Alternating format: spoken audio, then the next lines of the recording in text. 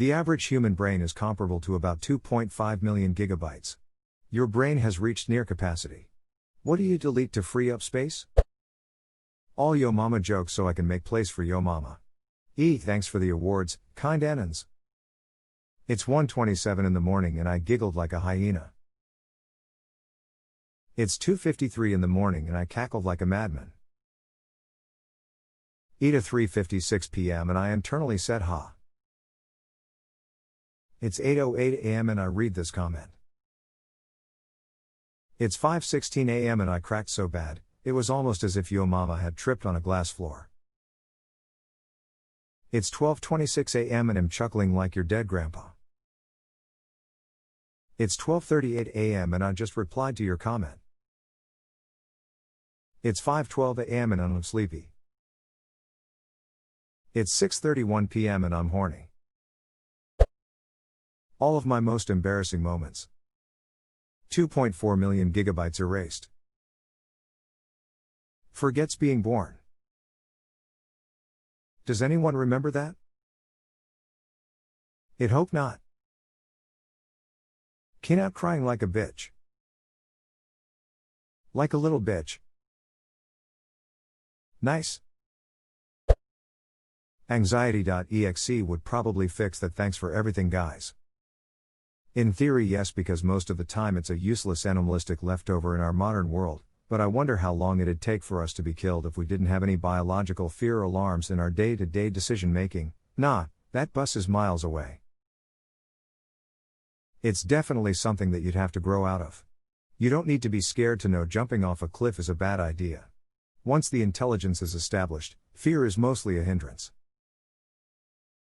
True, you might well be right there. I expect there's been some research into it. But the genetic psychological learning mix is so hard to test, I realize. As a clinically diagnosed OCD sufferer, though barely troubles me now thanks to intensive ERP, I've always viewed anxiety illnesses as, at their core, leftovers of our prehistoric past rather than relatively more serious mental illnesses like depression or psychosis.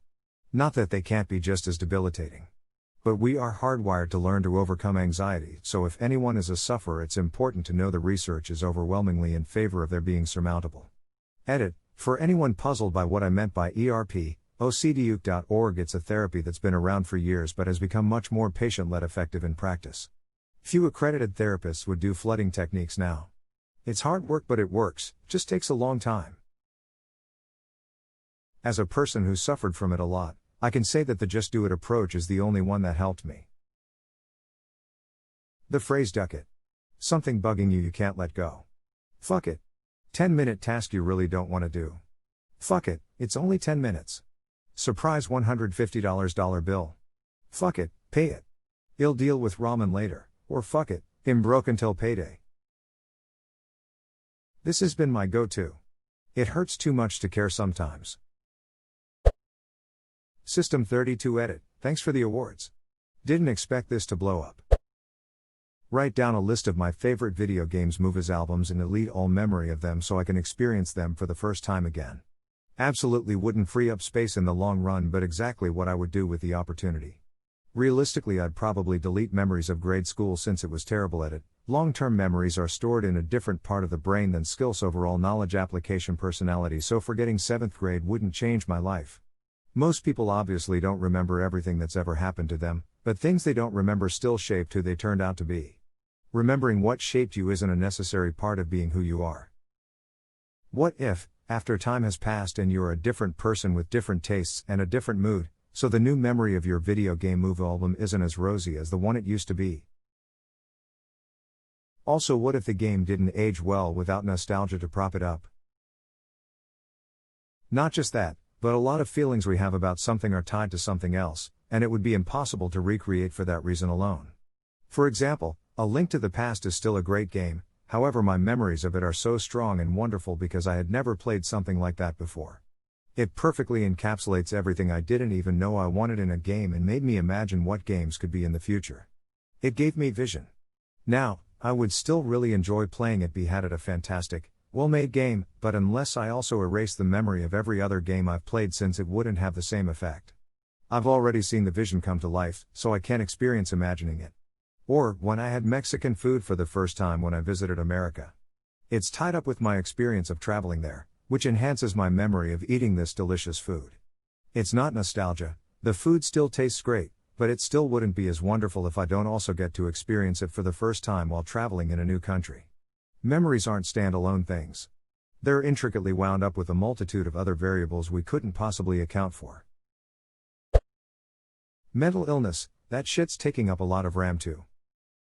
That and trauma, I can't wait to actually be able to perform tasks without 17 pop-up windows asking for admin permissions that I don't have.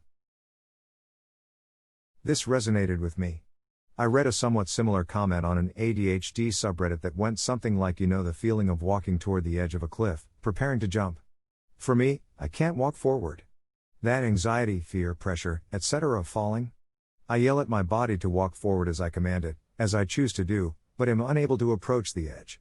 It's like not having admin permissions.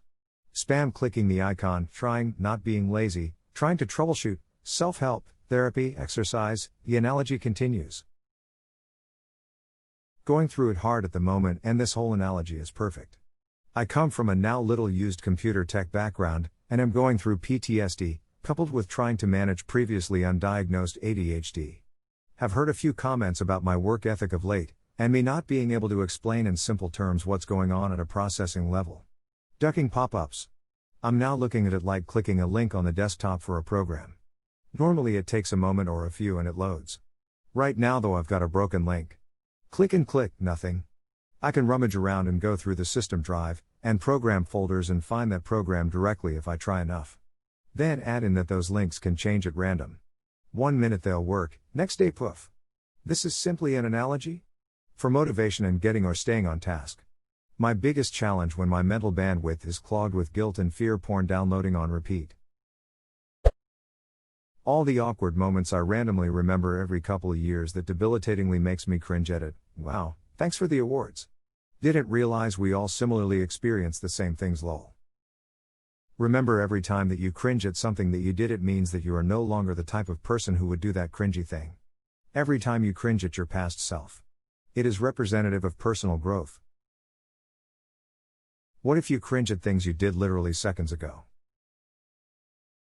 Then your personal growth is remarkably fast lol.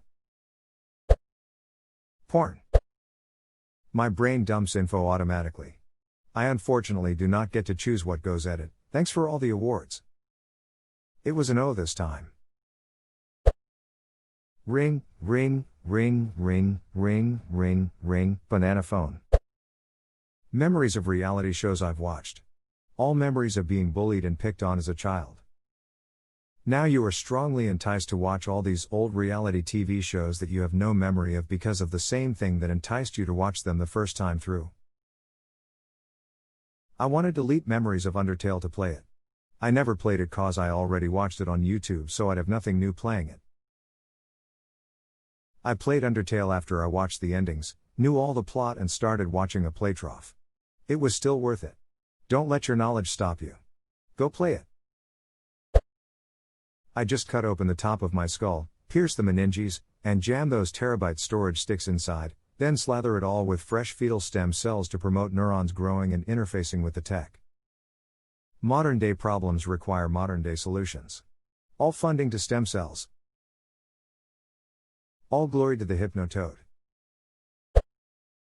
My fear of wicker furniture, my desire to play the trumpet, my tentative plans to purchase a hat, and 6 years of improv workshops. There was an error deleting these files.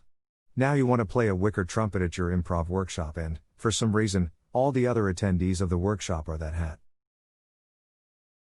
The hat. Okay, you're in a bar with there's a giraffe in the bar go.